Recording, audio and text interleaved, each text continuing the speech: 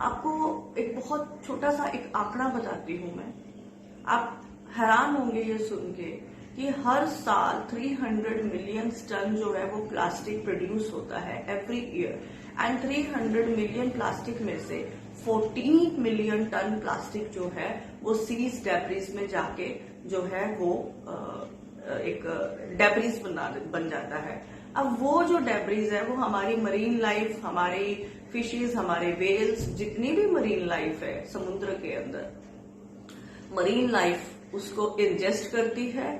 बहुत सारे marine animals उसके अंदर एंटेंगल्ड होते हैं and they cause, there is lots of injuries, there is lots of death among them, just because of our human क्या बोलते हैं नीड्स, हमारे डिजायर या हमारे जो आज कंजम्पशन है, जो आज बहुत ज्यादा इम्पोर्टेंट बन गया है हमारे लिए, तो हम प्लास्टिक को रिड्यूस नहीं कर पा रहे हैं।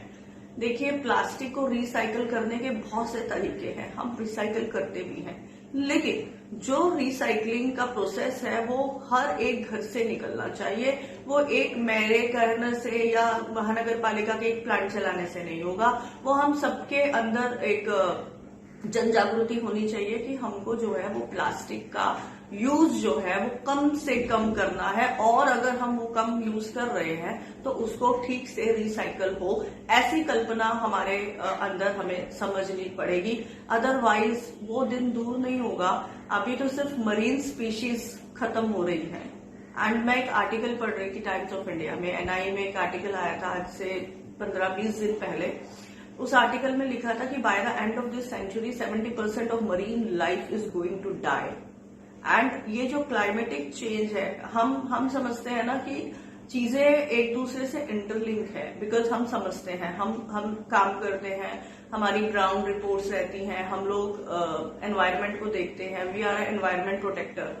बट आप लोग ये नहीं समझते हैं कि आप लोगों को एक्चुअली 70% को, पब्लिक को यही नहीं पता है कि एक चीज दूसरे चीज से लिंक है, और कहीं ना कहीं वो हमारे ह्यूमन को भी इफेक्ट करने वाली है और कर रही है। आज जो फूड सेफ्टी, आज जो कोस्टल रीजन का टूरिज्म है, आज चाहे आज हम अपना क्लाइमेटिक चेंज की बात कर ले, these all are due to our human activities, जिसकी वजह से आज हमारा जो एनवायरनमेंट है वो इतना पॉल्यूटेड हो गया है। सिर्फ water pollution, land pollution, soil pollution नहीं, आज प्लास्टिक पोल्यूशन भी एक बहुत इम्पोर्टेंट रोल प्ले कर रहा है, जिसे आज हमारे अपने कमिंग जनरेशन को बताने की बहुत जरूरत है और हमें समझने की जरूरत है। अगर हम घर में कोई भी प्लास्टिक की चीज कंज्यूम कर रहे हैं, उस प्लास्टिक की चीज को हमें रिसाइकल करना बहुत जरूरी है। अदरवाइज हम अपने नेचर को डिस्ट्रॉय कर रहे हैं अपने खुद के हाथों से। जो प्लास्टिक को हम रिसाइकल नहीं कर सकते, उस प्लास्टिक का कंजम्पशन हमें नहीं करना है, उस प्लास्टिक को हमें यूज नहीं करना है।